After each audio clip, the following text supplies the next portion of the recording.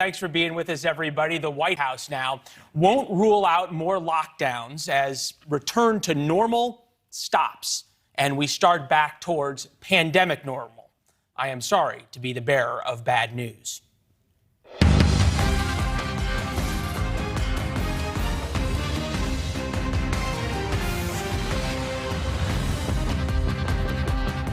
Good evening, I'm Leland Vittert. We're going to get to COVID in a minute and talk about the 100 million Americans who haven't gotten the vaccine. The president said just a minute ago they are the reason new lockdowns might be coming. Should Americans expect more guidelines coming up, more restrictions because of COVID? In all probability. By the way, we had a good day yesterday. Almost 1 million people got vaccinated. About 500,000 of those people for the first time, for the second shot. And so I'm hopeful that people are beginning to realize how essential it is. Many in the media are going to tell you the unvaccinated are Trump-loving Neanderthals or just plain stupid.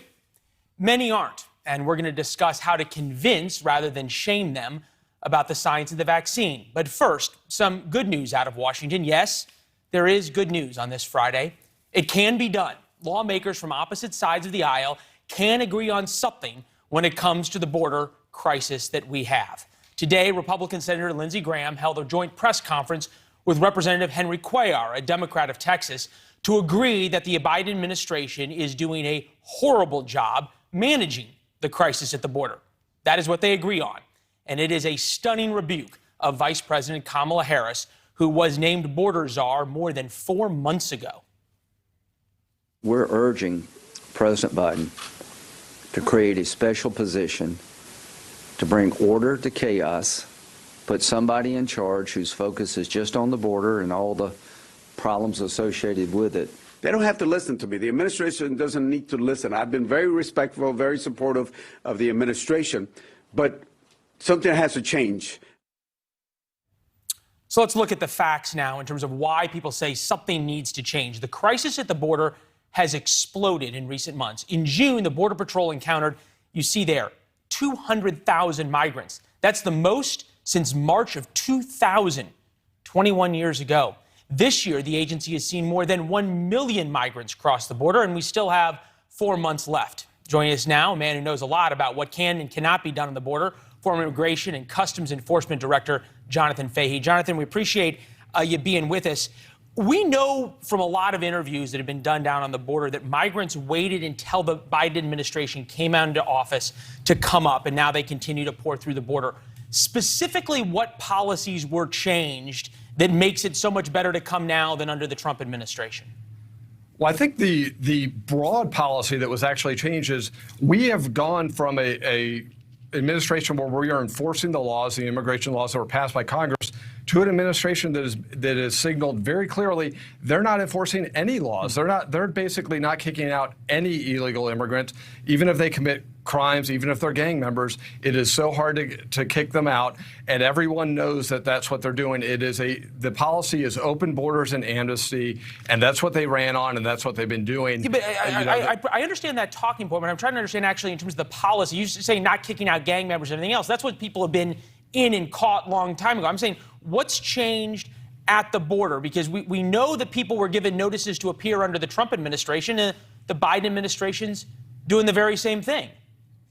Right. So I think what's changed at the border, we have more people coming because the incentive is greater. They know the chance of getting through is greater, and the chance of staying once they make it through is much greater. And I think when you're looking at policies, they specifically change the policies with who they will remove.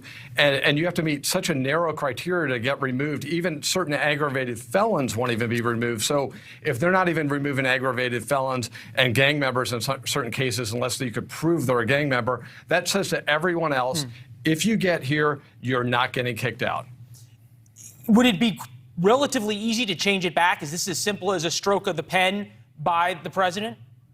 I think this would be extraordinarily difficult to change it back because the message has already been sent that you come in and you're not getting kicked out. Now, so Kamala Harris will tell you, Kamala Harris in the administration will tell you that she went down to the Triangle countries and said, don't come. Yeah, and I think she got a lot of pushback even for saying that, Yeah, and I think that was sort of with a wink and a nod. With this idea that she's not doing a good job with this role, it's objectively true, but the administration's goal is not to stop this. Their goal is not to stop illegal immigration. Their goal is to have as many illegal immigrants come into the country as possible. That's why they chose her for the role. Where she's actually failed is basically to create the impression that she's treating this seriously, which is actually quite an easy lift, and she hasn't been able to do that, which is actually the most remarkable thing about this. We're going to get into our polling numbers with the next guest, but this brings up an interesting question because Graham and Cuellar suggested Jay Johnson. We later learned from our reporter Kelly Meyer in Washington, D.C. that they never bothered to call the former Secretary Jay Johnson to discuss this with him before mentioning his name. But basically what I'm hearing from you is it wouldn't matter if they put God himself in charge of things at the border.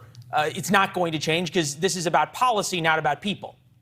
This is a cynical political ploy to get as many illegal immigrants in the country as possible because the Democrats see them as future Democratic voters, and it's cynical politics. That's all it is. They want this to happen. They don't like, they get some mild media pushback, but it's really not particularly strong on this. So they'll weather the storm and get what they want. And the long game is as many illegal immigrants in the country as possible because they see those as future voters.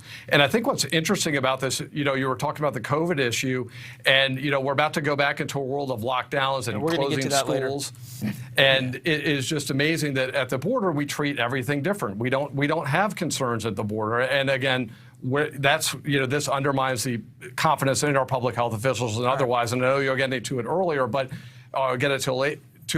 But Steve Scalise is making this. It's the Republican pushback in terms of the hypocrisy from Democrats, how they treat people in New York City and even at the Capitol versus how people at the border are treated as relates to how scared everyone is of COVID. Jonathan, we appreciate your time. Thank you. Thank you. Thanks, and your service to our country as well.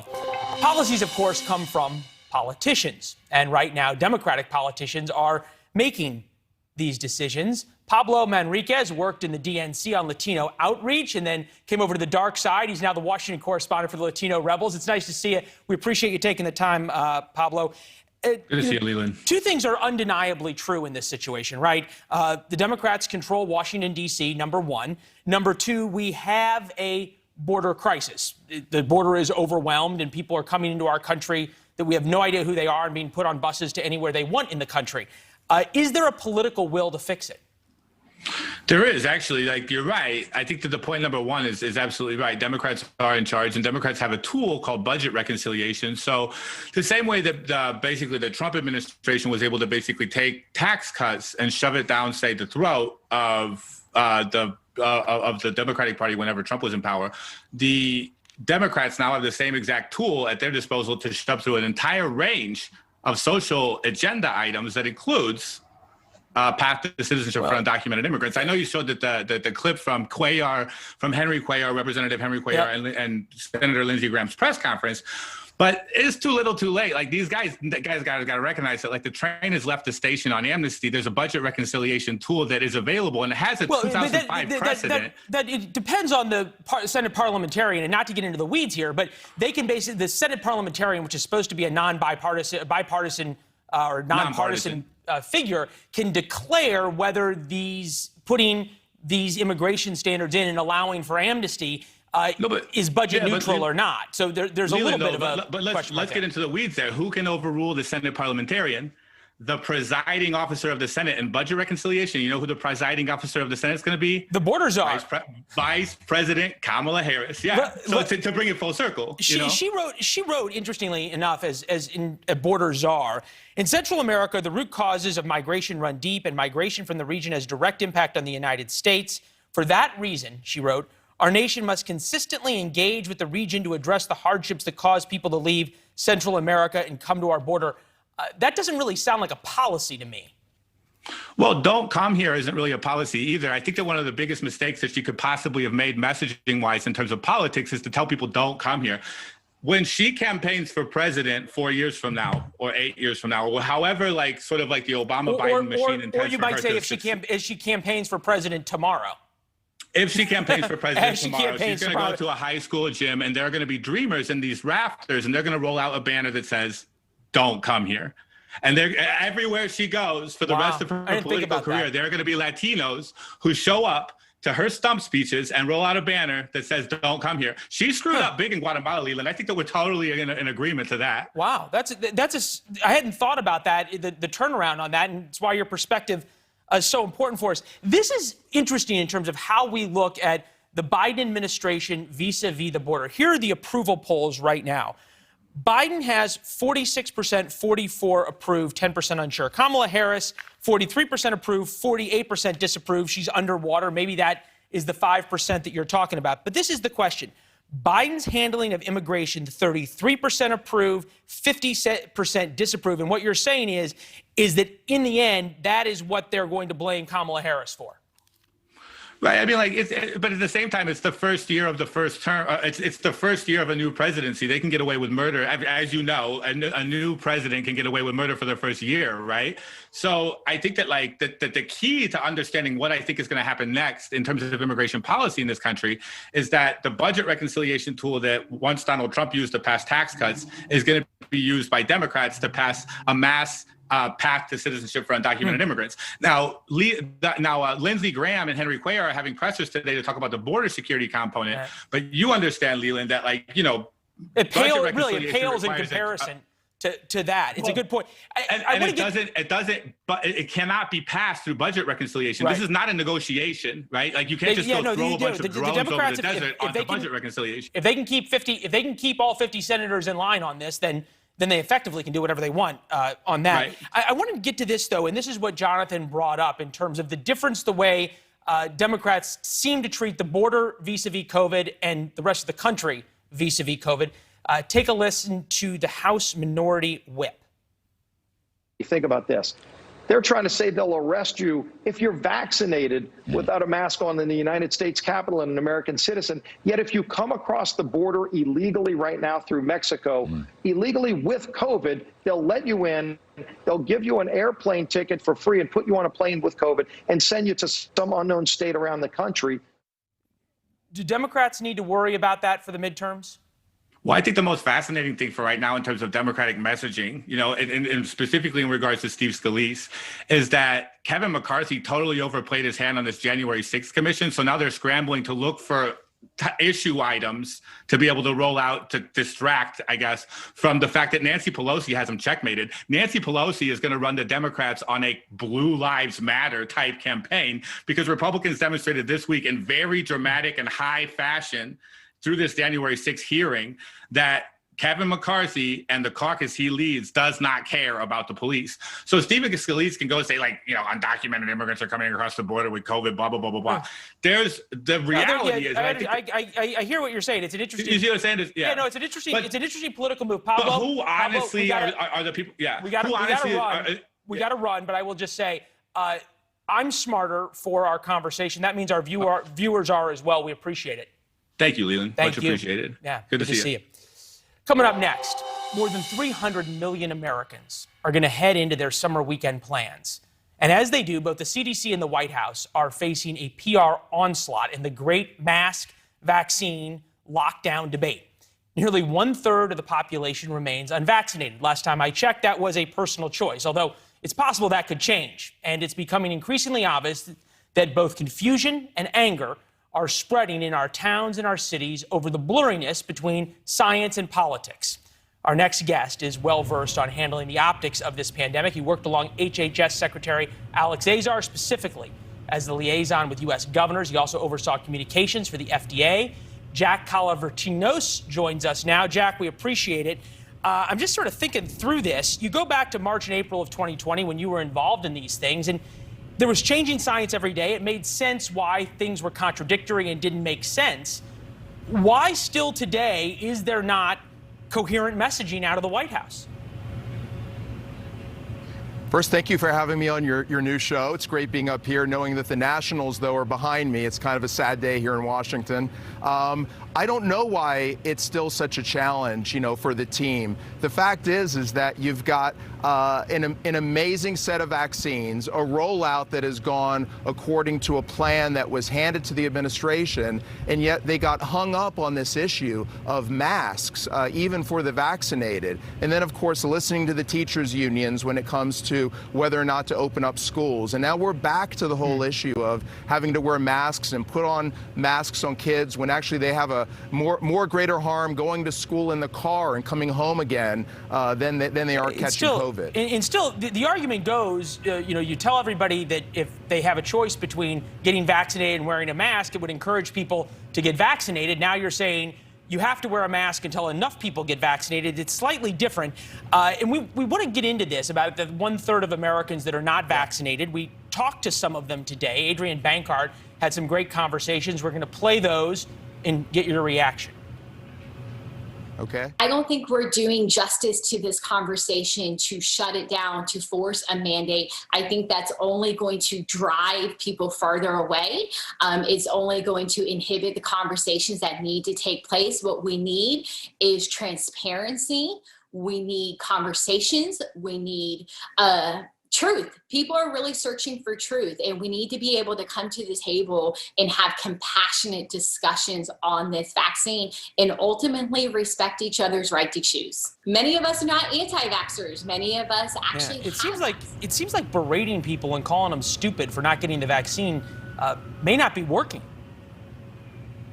Exactly. Not only stupid, but, calling people unpatriotic by saying it's the patriotic thing to do it. And I loved her comments because she said transparency and truth, and that's been missing. The fact is that when we look at drug ads, let's say, we see what the side effects are. It would have been much better for this administration to say you absolutely should strongly consider getting the vaccine. There are some side effects that some people are gaining and that are getting, but here are the facts. And to actually be honest and truthful with people, including that once you have the vaccine or you have natural immunity because you had COVID, you don't have to worry about wearing masks anymore. And certainly don't put your child, your 3-year-old, in a mask. It's interesting you bring this up about the facts about the vaccine, because the anti-vax or vax choice people, or people who are just vax curious, shall we say, or questioning, will say it has not been FDA approved, and they're right. It's approved for emergency use. It hasn't gotten full approval. The FDA now says they're prioritizing approving the Pfizer vaccine in a sprint to accelerate approval. Why haven't we been sprinting since the day they started developing the vaccine?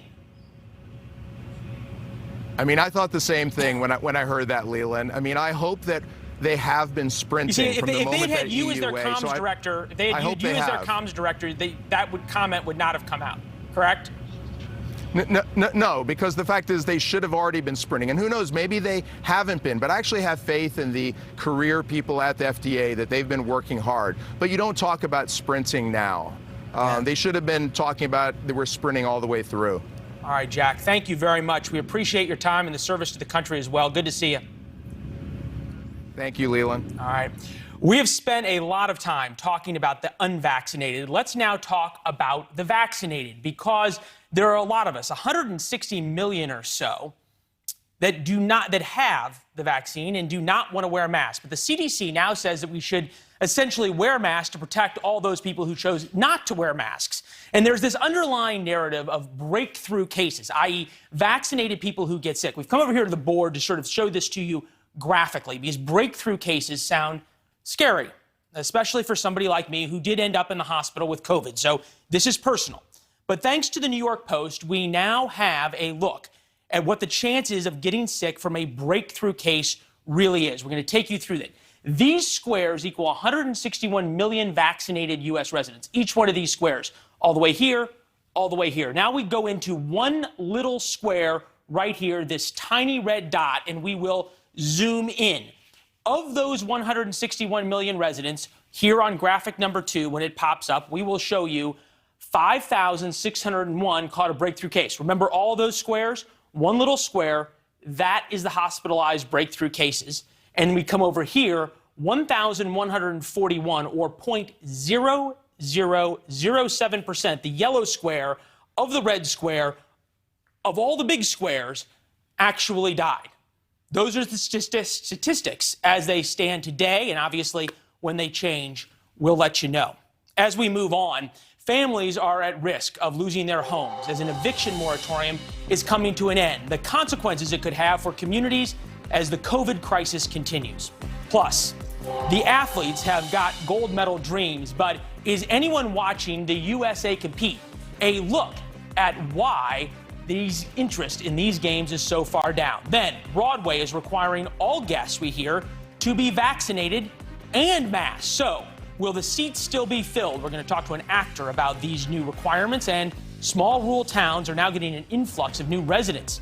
A realtor joins us to break down who is transferring, why, and what it means for your house.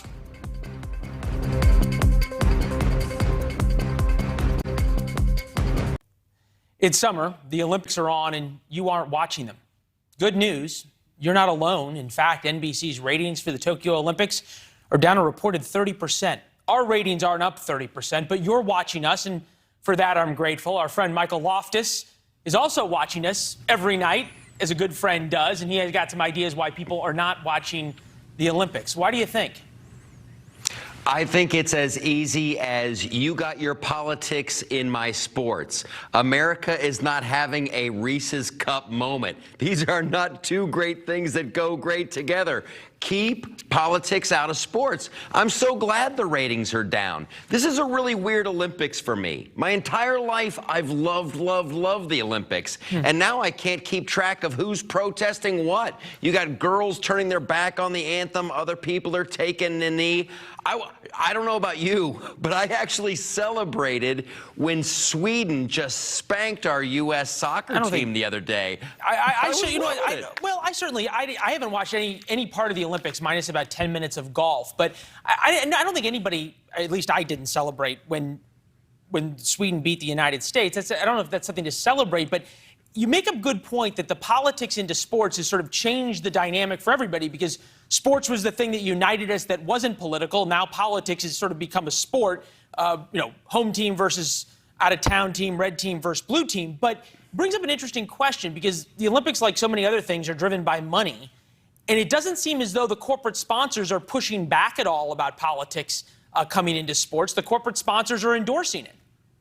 Yeah. Oh, the corporations love it. Yeah. Coca-Cola is completely woke, and I'm a big fan of get woke, go broke. And it's there. It's in every aspect of our culture now. So I agree with you. Sports used to be the one place. There's no politics. It's not business. It's money. It's just who has the best athlete, this country or that country. And they can't even get that right. I thought Russia wasn't allowed to compete. Now they've got they switched their jerseys to Russian Olympic Committee, and they're still there. Yeah. Who are they fooling? No, we're not Russia. We're Russian Olympic Committee. I just want to.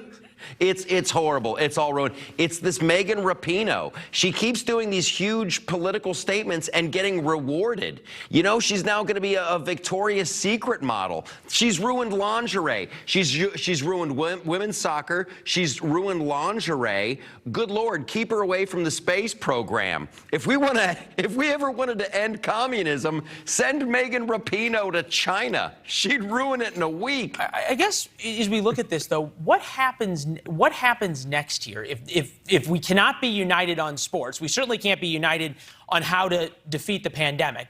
Whichever side you take on that, nobody's united on it. Is there anything that unites us, or does something just so awful like 9/11 have to happen before everybody waves the red, white, and blue again? That I think we might be in one of those scenarios. Well, and it doesn't help that the White House, this current administration, they don't seem to love America very much, and it comes from the top down. Like when I was a kid, Ronald Reagan was the president. There's nobody who wrapped himself in the American flag more than President Trump. In fact, I remember anchoring a segment where he went and hugged the American flag, and that didn't seem to do much. Our country got more and more polarized then, more and more polarized now. I don't think that holds up. Well, it would hold up. Listen, if the media wasn't after Trump from Jump Street, I think at last check, 7% of the media identifies as Republican this is a or different conversation. You're moving the goalposts here. You said that the reason that the country's so divided is because of the White House, and I'm saying that even when the president embraced the flag and hugged it, that didn't seem to bring America together. So it goes back to this point of we have to have something that's so terrible to bring us all together. Well, hopefully it won't come to that. But some, to your point, yeah, on 9/11 and 9/12, everybody in this country was 100% red, white, and blue. Yeah. And I hope it doesn't come to that.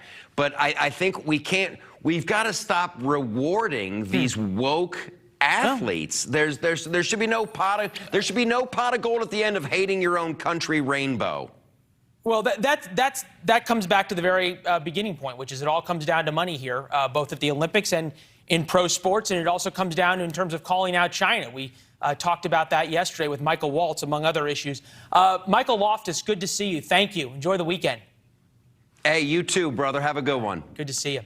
Coming up, he's been on the stage and the screen. We're talking to actor Carson Elrod about the new safety precautions on Broadway, and will it mean people will stop buying tickets? Plus, the chairman of the Joint Chiefs is supposed to be a military officer of the highest integrity.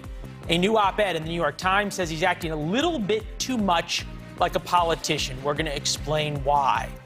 And talk to us on social media anytime, at Leland Vittert, Twitter, Instagram, and this new thing called TikTok that I'm learning about. If you're like me, it's hard to keep track of how much life has changed since the pandemic began and how much keeps changing. And now we are taking a huge step away from normal. Walmart is going to now require many of its 1.5 million employees to get the shot. Our friends at Axios report the biggest companies in America are going to require vaccination for employees who might return to the office. Facebook, Uber, and Lyft. Netflix crews and cast members also must have the shot. Morgan Stanley says even clients need proof of vaccination before coming into the office. In New York, the mayor says he might mandate vaccines for all restaurant workers and maybe force those heading out to eat to show their CDC card as well. Danny Meyer isn't waiting. He's the owner of one of the most popular restaurant groups in the Big Apple, and he is requiring both employees and customers to show their proof of vaccination. If you really want to go unvaccinated, you can dine somewhere else, and you can also go work somewhere else.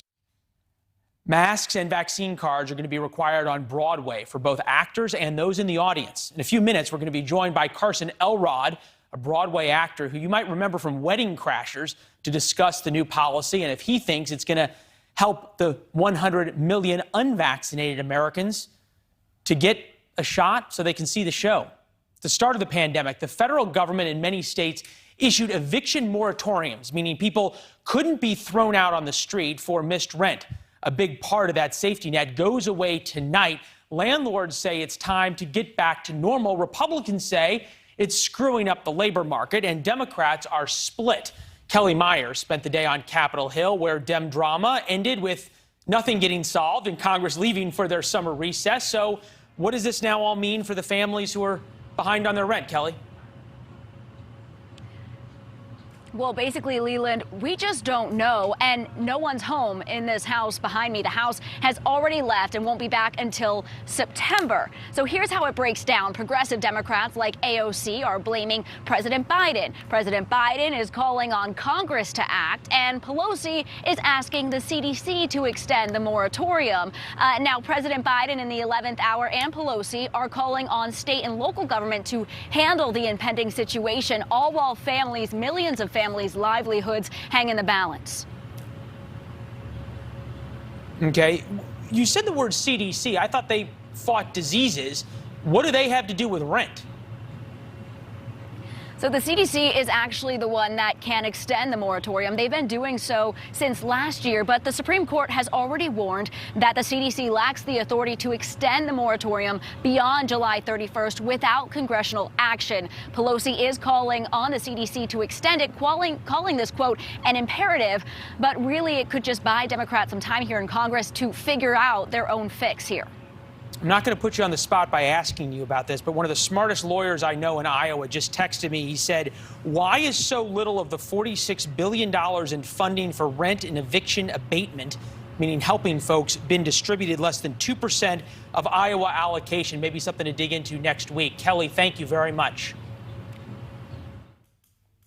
All right, from D.C. to NYC, two of my least favorite cities, Broadway famously went dark 505 days ago. They won't come back till the fall, but when it happens, you're going to need to wear a mask and get a vaccine in order to see the show. Carson Elrod, a Broadway star, you might have seen him in the movie Wedding Crashers. He's now a star on Broadway. Carson, we appreciate it. New restrictions every day are coming. This idea of vaccines and masks wasn't even a concept when they announced reopening Broadway. How confident are you that Broadway is going to even open? Well, I think it will open. And first and foremost, we got to get you back to New York City. We're going to change your mind. It still is the greatest city on earth. And the thing that makes it the greatest city on earth. I'll come to one of your plays and you'll change my mind. There we go. I would absolutely love it. But one of the things that makes New York City one of the greatest cities on earth is the cultural capital of the planet. And Broadway itself is a $1.83 billion industry that employs 97,000 people. It's bigger than all the tri-state sports teams combined. So your previous guest was talking about, what brings people together? Mm-hmm. Well, the arts do. Broadway does. I do think Broadway's going to come back. And what's exciting is one of the things that you said earlier, you said, is this going to be an incentive for the 110 million people in the country who have not been vaccinated? And you say yes. I would love to think that it is. But, when you think that 68% of all tourism is cultural. We can all agree that none of us like wearing masks. I don't know anybody vaccinated or unvaccinated who doesn't. Now they've got to get a vaccine. You think that is going to curtail ticket sales and people are going to say, if I've got to wear a mask and have a vaccine, no thanks? Oh, no, on the opposite. I think it's going to give people a lot more sense of confidence and excitement. I think people from all over the world who have been vaccinated are going to flock back. Broadway every single year up until the shutdown was just growing and growing, each year more boffo than the last. People love to be next to each other in a darkened room, getting told an exciting story, being dazzled by the skillful arts workers on stage. So I think in this case, given Delta, given the spread of the disease, given 5 million dead people across the world, I think they're going to go, oh, wow. Broadway is a place where I can go, I can be with other people, I can be entertained, and I can be safe. So I think it's going to be a real incentive to get people to get the jab, just like you said. Carson, your energy is infectious, and sadly, we only have about another 30 seconds for it. But you've been working off Broadway, as I understand it, in small theaters. What's the demand been like? What's the feedback been like? Well, what you really have to understand is in March of 2020, the entire creative economy of this country shut down. And with it, the economic engine that employed 5.2 million people and generates $919 billion for the United States economy. That's why I started Be an Arts Hero, which is all about talking to lawmakers in D.C. and folks like you to let people know how big and important the creative economy is and how important it is that we give it the kind of stabilization that it needs to get back. Because the truth is, we aren't back. We're not out of the woods yet. And we need a lot more support. And like a true professional, 31 seconds. There you go. Carson, there's a reason you're as good as you are at what you do. Incredible time chatting. Thank you. Congratulations on the new gig. Hey, appreciate it. Thank you very much. And congratulations on your upcoming gigs. Another day, and there's yet another accusation of simply outrageous behavior by President Trump. Again, this is an accusation. He allegedly told the Department of Justice to declare the election a fraud at the end of December. Here was his words: just say it was corrupt and leave the rest to me. That's according to handwritten notes made during a phone call with then Acting Attorney General Jeffrey Rosen. After pushback by Rosen, Mr. Trump reportedly went to threaten Rosen's job, saying, people want me to replace DOD leadership. The president's office did not respond to the Wall Street Journal, and this wouldn't be the first time a president asked his attorney general to do something that would be politically motivated. But as my friend Mike Allen likes to say, what you just heard would be important if true. Joining us now, Chris Bedford, senior editor at The Federalist. an arbiter of all things true and a lover of facts. Good to see you, sir. We appreciate it. I think we could all agree that if this actually happened, it would be pretty stunning. It would be stunning. It would also, if it did happen, and there's been so many rumors that have come out of this, that past White House had more leaks than the Iraqi Navy, and only half of them turned out to ever be true at all. If that was true, it would be dangerous and it'd be upsetting. Of course, it didn't happen. The Department of Justice didn't do anything like that. I personally was also very annoyed with the Department of Justice and how it came out. They were basically unwilling to investigate this. Now, that was one of the issues that you saw with some of the Trump supporters and conservatives who were pushing for more investigations into this election and trying to figure out what exactly was going on with legal moves that were made or extra legal moves made by the courts against states to change election laws, and then a complete unwillingness to investigate any of these things. You saw in the whole country just a wish to try and get back to normalcy. Bill, and I think at some levels of that, it did shut down the process of investigation of an important thing. Yeah, well, no question it's an important thing. Bill Barr did resign, and the fact that these notes now exist, they're in the hands of the Oversight Committee, which is perhaps the most political committee on Congress. And it's different than he said, she said. It's notes of the conversation. Is this a political problem for President Trump?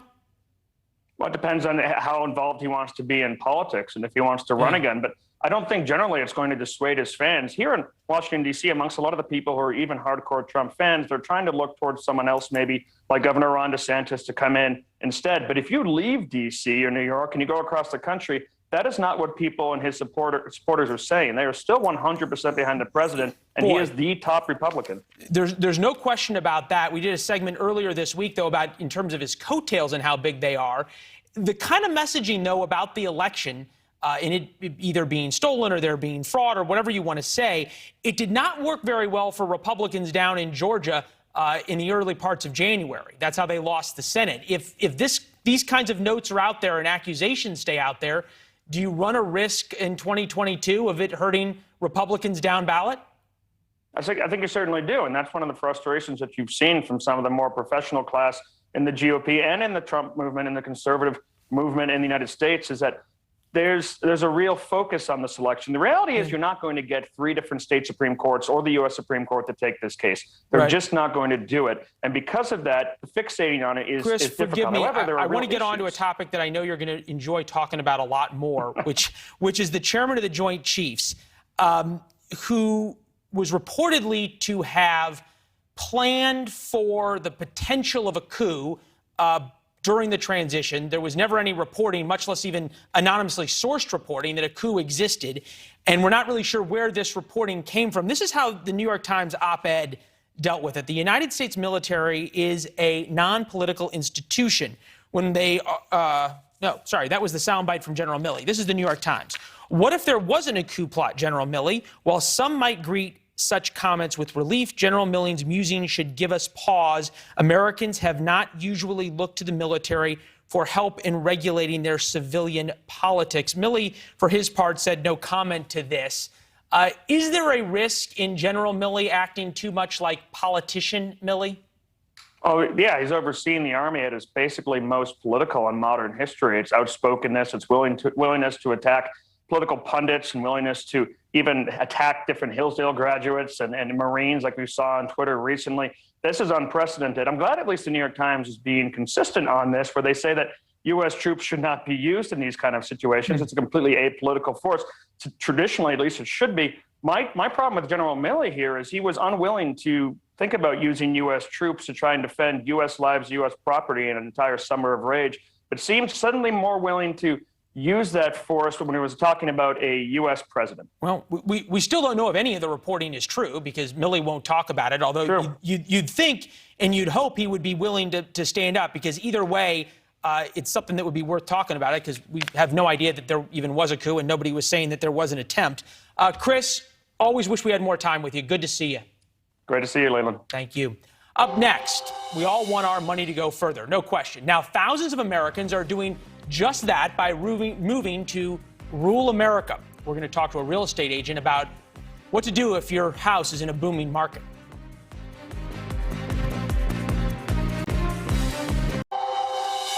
Thousands of Americans are leaving big cities such as Los Angeles to make their home investments go farther. Here's a recent headline in the Wall Street Journal.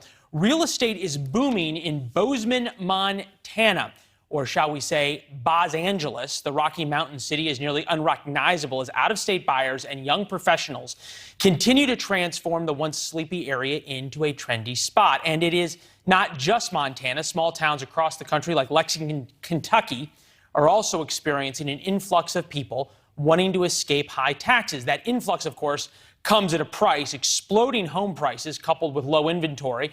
Meredith Lane of Sotheby's International Realty sells more than just about anyone in the central Kentucky region, joins us now.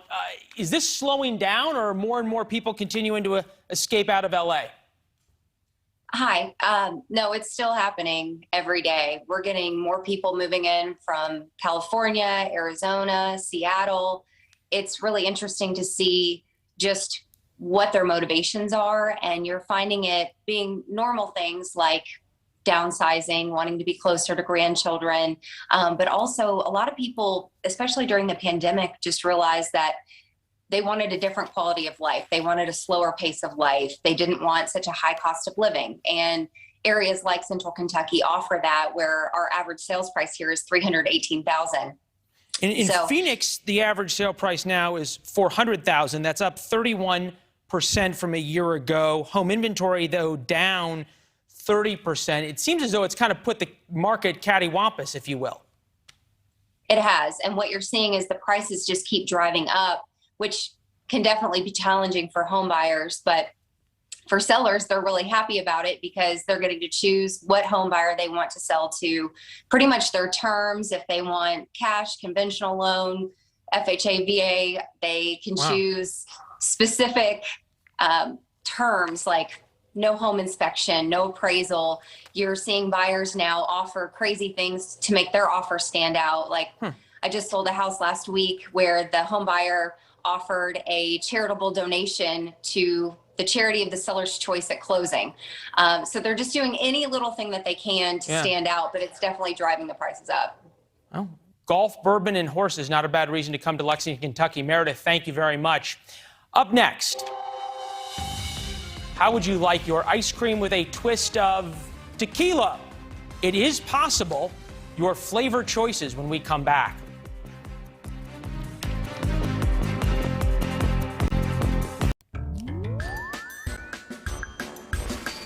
We were hoping for the music from the ice cream truck, but that was pretty close. We wanted you to think about music. It's Friday night after all, and you're perhaps thinking about ice cream, maybe thinking about a drink as well. What if we could combine those two wonderful things in life? We do not have music for that, but we do know what it would look like, what it would taste like perhaps. Vodka batter martini cake, mango margarita, screwball peanut butter whiskey, chocolate swirl on top. And there it is. Looks pretty good, right? In New York, they offer 30-minute delivery and ship worldwide. Just check out the hashtag boozy ice cream, and sales of this are exploding. Have a great weekend. Think about the boozy ice cream. Adrian Bankard begins Prime right now.